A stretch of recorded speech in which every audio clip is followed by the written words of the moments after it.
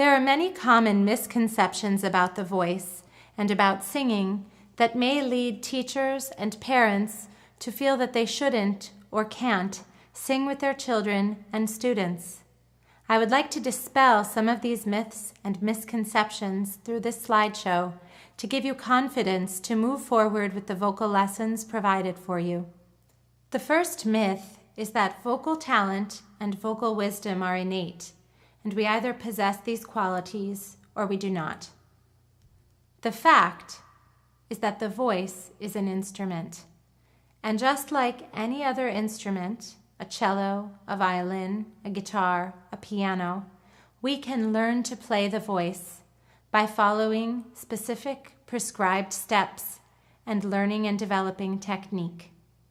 The second myth is that anyone can sing, so there's no need for training. The fact is that singing requires training.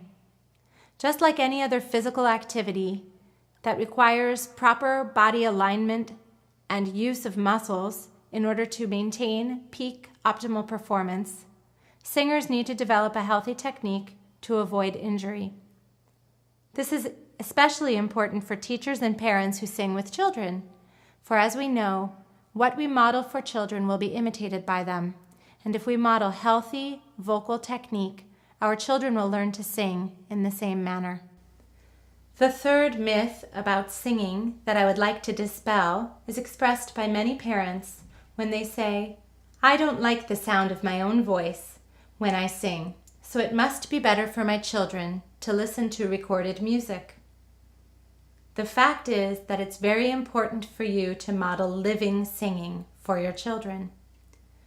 Most of the singing problems that people experience are psychological. They may be the result of a negative experience one had as a child in grade school that has led to a lifelong fear of singing. Or perhaps you grew up in a home where singing was not a part of your family culture. Perhaps your parents loved music and listened to recorded music often.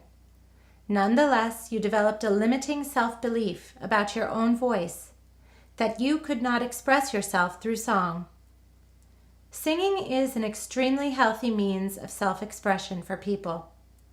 This has been true for thousands and thousands of years in cultures across the globe. This is why the best possible thing we can do for our children is to model singing that is not self-conscious.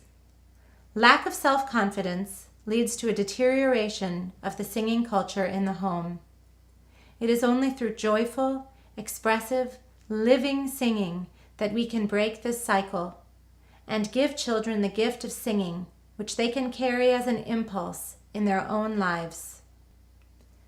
A fourth common myth about singing is that the speaking voice and the singing voice are two different voices. The fact is, we have only one voice, not two. Singing and speaking result from the same neurological and physiological processes within the human brain. They are just two different ways that we use our one voice to express ourselves. If you enjoy reading to children, reciting nursery rhymes, and telling fairy tales, then you are absolutely capable of learning how to sing with a beautiful, expressive voice. And you will be delighted to discover how vocal study can improve and enhance your abilities as a speaker as well. The final myth that I would like to dispel today is that I am too old to learn how to sing. The fact is, you are never too old to learn how to sing. You possess all the innate capabilities and physical structures that are needed for learning how to sing in a healthy, beautiful manner. By developing a healthy vocal technique, reinforcing new abilities through repetition, you can learn to create beautiful sounds with your own joyful, expressive voice. And the most important result of this vocal study is that you will give children a model that is worthy of imitation.